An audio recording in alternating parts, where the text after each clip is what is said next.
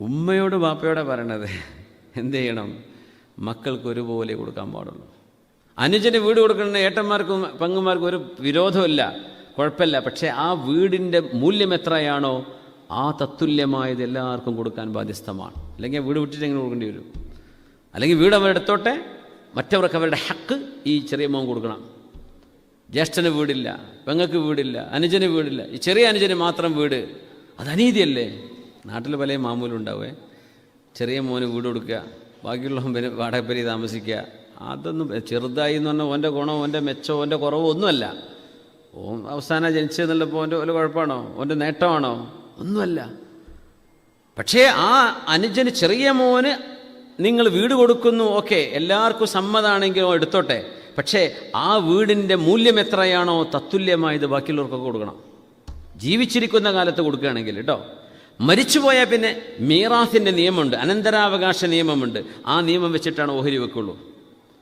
വാപ്പനെ മരിക്കുമ്പോൾ എൻ്റെ മക്കൾക്ക് എല്ലാവർക്കും ഒരേപോലെ കൊടുക്കണമെന്ന് എൻ്റെ വസിയത്ത്, ആ വസിയത്തോടെ വെച്ചാൽ മതി. അള്ളാഹിൻ്റെ നിയമമുണ്ട് ഇവിടെ. മരിച്ചു കഴിഞ്ഞാൽ ഈ വസിയത്ത് 1/3 മാത്രമേ നടപ്പാക്കാൻ പാടുള്ളൂ. ബാക്കി അനന്തരാവകാശ നിയമം എന്താണോ അതനുസരിച്ച് നടപ്പാക്കാൻ പാടുള്ളൂ. ജീവിച്ചിരിക്കുന്ന കാലത്ത് നിങ്ങളുടെ സ്വത്ത് നിങ്ങൾ വേണമെങ്കിൽ എല്ലാവർക്കും കൊടുക്കാം. പക്ഷെ നിങ്ങൾ മരിച്ചു കഴിയുമ്പോൾ നിങ്ങൾക്ക് എന്തെങ്കിലും സ്വത്തുണ്ടോ ആ സ്വത്ത് അനന്തരാവകാശ നിയമത്തിനനുസരിച്ചാണ് കൊടുക്കേണ്ടത്.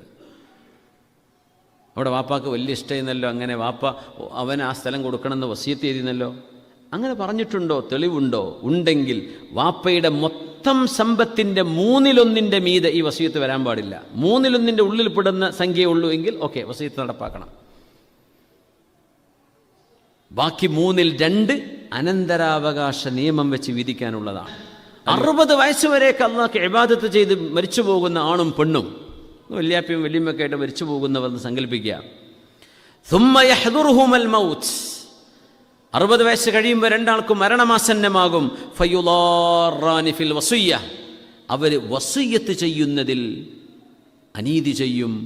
ഫതജിബു ലഹുമന്നാർ, അതുകൊണ്ട് അവർക്ക് നരകം കിട്ടുമെന്ന് റസൂലുള്ളാഹി സ്വല്ലല്ലാഹു അലൈഹി വസല്ലം ഇമാം തുർമുദി റിപ്പോർട്ട് ചെയ്ത ഹദീസാണ്. 60 വയസ്സ് വരെ നന്നായിട്ട് ഹജ്ജും ഉംറയൊക്കെ ചെയ്ത് ജീവിച്ച് നല്ല ഉമ്മി വാപ്പയാണ്. പക്ഷെ മരിക്കുമ്പോൾ ഒരു വസിയത്ത് എഴുതി വെക്കും, എൻ്റെ കുട്ടിക്ക് ഇങ്ങനെ, അത് ചെറിയോന് ഇത്ര കൊടുത്താൽ മതി, മറ്റോന് ഇത്ര വേണ്ട എന്ന് പറഞ്ഞ് സുമ്മ ഫയുളാറാനി ഫിൽ വസിയ്യ, വസിയത്ത് എഴുതി വെക്കുമ്പോൾ ഓരോ മക്കൾക്ക് ഓഹരി കൊടുക്കുമ്പോൾ അതിലേറ്റ വ്യത്യാസം ചെയ്യും. ഫതജിബു ലഹുമന്നാർ, ആ ഒരു അമല് കൊണ്ട് അവർക്ക് നരകം കിട്ടേണ്ടി വരും. കാലാകാലം എന്നല്ല, ആ ചെയ്ത പണി തെറ്റാണ്, നരകം കിട്ടുന്ന പണിയാണത്. മക്കളോട് നീതി ചെയ്യണമെന്ന് ഇസ്ലാം പറയാണ്.